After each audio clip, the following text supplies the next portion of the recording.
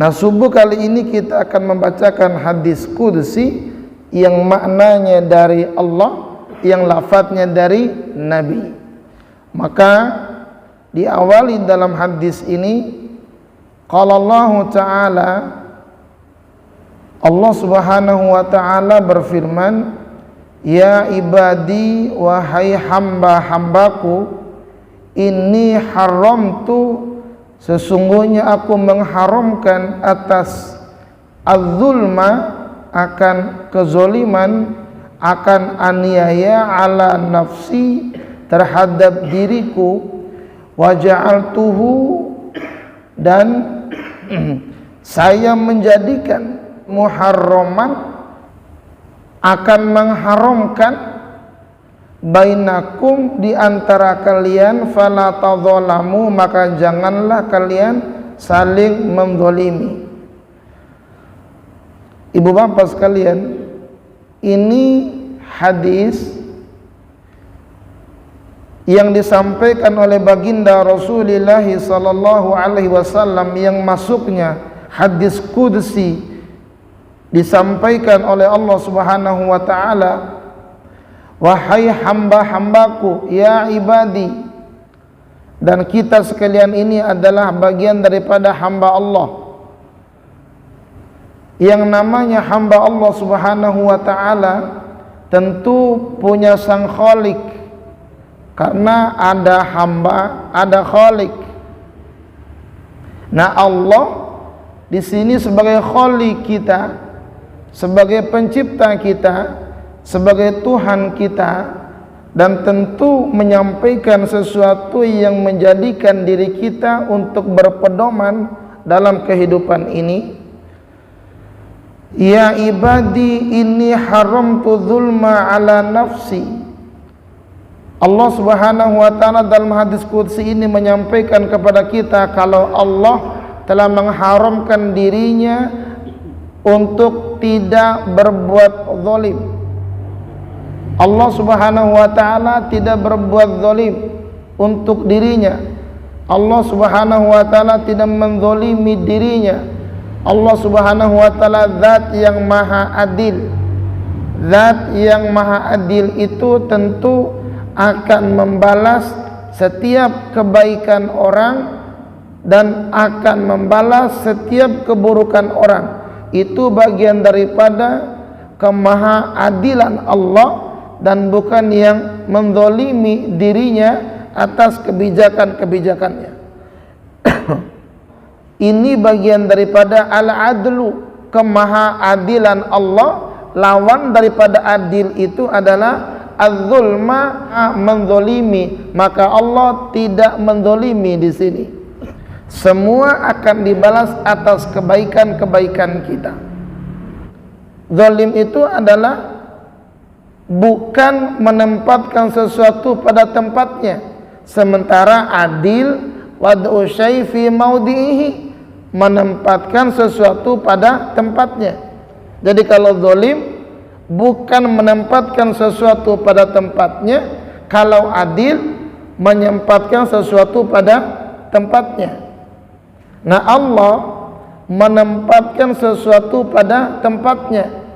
Allah sudah menciptakan surga dan neraka, maka setiap orang yang berbuat baik ada balasannya berupa surga. Setiap orang yang berbuat dosa ada juga balasannya berupa neraka. Ini al-adlunya Allah, ini kemahaadilannya Allah. Nah, kalau Allah saja, ibu bapak sekalian, maha adil, tidak menzalimi dirinya, maka ada pesannya buat kita, wa ja'altuhu muharraman bainakum, dan Allah Subhanahu wa Ta'ala juga menjadikan, akan mengharamkan, bainakum, di antara kalian, fala tadzalamu, maka janganlah kalian menzalimi di antara sesama. Kalau Allah Subhanahu wa Ta'ala saja tidak menzalimi dirinya, maka Allah berpesan kepada kita, maka janganlah juga kalian menzalimi di antara sesama kalian. Dan lawan daripada zalim itu adalah adil. Adil lawannya zalim. Artinya sesama kalian, kata Nabi, harus menegakkan keadilan dan jangan menegakkan kezaliman. Dan itu haram hukumnya. Allah mengharamkan di antara kita saling menzalimi di antara sesama. Ini kita melihat ke dalam diri kita. Di dalam rumah tangga bisa saja kedua orang tua menzalimi anak-anaknya. Bisa juga suami menzalimi istrinya. Bisa juga istri menzalimi suaminya. Bisa juga tetangga yang satu menzalimi tetangga yang satu. Seorang bawahan menzalimi atasannya, seorang atasan menzalimi bawahannya, seorang kiai menzalimi jamaahnya, seorang jamaah menzalimi kiainya. Itu bisa saja terjadi, ibu bapak sekalian. Sebagai contoh, kedua orang tua menzalimi anaknya, di mana dalam rumah tangga orang tua punya kewajiban kepada anak-anaknya dan anak-anaknya punya kewajiban kepada kedua orang tuanya. Kalau ini tidak ditunaikan, maka masuk kezaliman di situ. Ada kezalimannya. Orang tua diwajibkan untuk mendidik anak-anaknya, mendidik dalam kebaikan. Orang tua diwajibkan untuk mendidik anaknya bagaimana memahami ilmu agama. Orang tua punya kewajiban bagaimana mendidik anak-anaknya untuk ibadah kepada Allah. Orang tua punya kewajiban bagaimana mendidik anak-anaknya untuk mengenal Allah, mengenal Rasulullah, mengenal kebaikan. Dan sementara orang tua tersebut tidak mengajarkan agama, tidak mengajarkan Al-Quran, tidak mengenalkan dirinya dengan Allah, tidak mengenal dengan Rasulullah, maka di situ ada kezaliman yang dilakukan oleh kedua orang tua kepada anak-anaknya. Kezaliman itu. Sebab yang namanya anak bagian daripada amanat yang dititipkan Allah Subhanahu wa taala. Di antara amanat tersebut adalah di mana anak harus diajarkan mengenalkan kebaikan di dalamnya.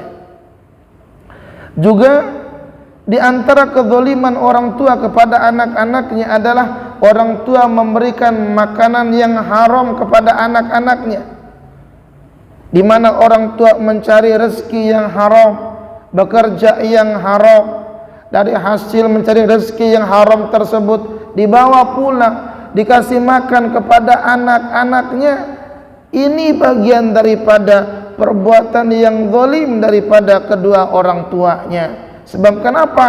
Anak itu harus diberikan makanan yang halal, yang berkah, supaya tumbuh besar menjadi orang yang dalam dagingnya, yang dalam darahnya, yang dalam tulangnya, yang dalam dirinya harus tumbuh juga dari makanan dan minuman yang dihalalkan oleh Allah Subhanahu wa taala.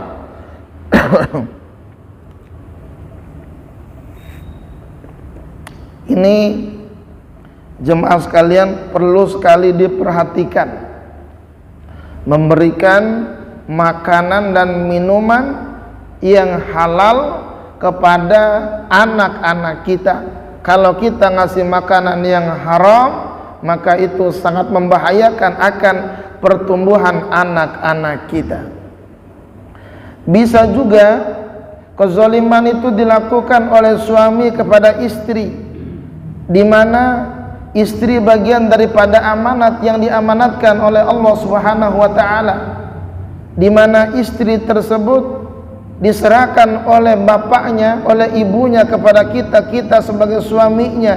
Artinya maka kita juga sebagai bapak daripada istri kita tersebut untuk mendidiknya, mengajaknya ibadah kepada Allah Subhanahu wa taala. Sementara istri kita tidak didik untuk beribadah kepada Allah, kita tidak didik untuk mengenalkan dia dengan Allah Subhanahu wa taala, ini bagian daripada tindakan kezaliman yang dilakukan oleh suami kepada istri. Dan istri juga bisa berbuat zalim kepada suami, di mana sang istri dia punya kewajiban harus mentaati suaminya. Suaminya mengajak dia untuk ibadah kepada Allah, dia tidak menurutinya. Di mana suami mengajak dia untuk berbuat baik, dia tidak menurutinya. Di mana suami diajak untuk berbuat kebajikan, di mana dia tidak menurutinya. Ini bagian daripada kezaliman juga oleh sang istri. Maka di sini dipesankan sama Allah dalam hadis qudsi ini, wa ja'altuhu muharraman bainakum fala tadzalamu, maka janganlah kalian saling menzalimi di antara sesama. Dan bisa juga jemaah sekalian, kezaliman itu dilakukan oleh anak kepada kedua orang tuanya, di mana sang anak diajarkan untuk berbuat baik, di mana sang anak diajarkan untuk belajar ilmu-ilmu agama, di mana sang anak diajarkan untuk mengenal Allah, mengenal Rasul, diajarkan sama kedua orang tuanya, di mana anaknya membantah, di mana anaknya tidak mentaati, maka nanti menjadi anak durhaka. Ini juga bagian daripada kezaliman yang dilakukan oleh sang anak kepada kedua orang tuanya.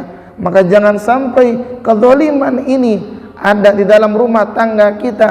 Jangan sampai ada kezaliman antara suami dan istri. Jangan sampai ada kezaliman antara orang tua ke anak. Jangan sampai ada kezaliman antara anak kepada kedua orang tuanya. Di antaranya harus bersikap adil di dalam berumah tangga, bersikap adil antara orang tua dan anak, bersikap adil antara anak kepada kedua orang tua. Bisa juga kezaliman itu terjadi antara tetangga, jemaah sekalian. Tetangga yang satu dan tetangga yang satu saling menzalimi, saling menganiaya. Seharusnya tanah tersebut adalah milik dia, tapi oleh tetangga yang lain diakui itu tanahnya, di mana pinggir rumahnya diseret-seret tanah orang. Itu bagian daripada juga menzalimi tetangga, menganiaya tetangga yang bukan miliknya diakui sebagai miliknya. Ada hak-haknya tetangga, ada kewajiban-kewajibannya tetangga. Semua itu harus kita hargai, tidak boleh saling menganiaya di antara sesama. Bisa juga terjadi di antara bawahan dengan atasan, di mana atasan harus mengopeni semua bawahannya, memberikan gaji sesuai dengan kesepakatan, memberikan hak-haknya bawahan. Kalau kerjaannya terlalu berat, maka diberikan penghargaan dengan gaji yang telah disepakati. Lalu bagaimana kalau seandainya itu terjadi tidak adanya keadilan antara bawahan dan atasan, di mana atasannya menganiaya bawahannya, disuruh kerja semaksimal mungkin tapi gajinya tidak seberapa? Itu bagian daripada kezaliman, jemaah sekalian. Begitupun bawahannya kepada atasan, di mana bawahannya tidak mentaati pekerjaan yang telah disepakati antara bawahan dan atasannya, di mana bawahannya tidak tepat waktu, di mana bawahannya banyak pelanggaran tidak mau masuknya, di mana bawahannya mengalami hal-hal yang berubah di tengah dirinya sama atasannya. Ini bagian daripada kezaliman. Maka segala sesuatu ini bisa terjadi kezaliman di antara diri kita. Maka pesan Allah dalam hadis qudsi ini, wa ja'altuhu muharraman bainakum fala tadzalamu, jangan kalian saling menzalimi, yang demikian itu telah aku haramkan, kata Allah Subhanahu wa taala.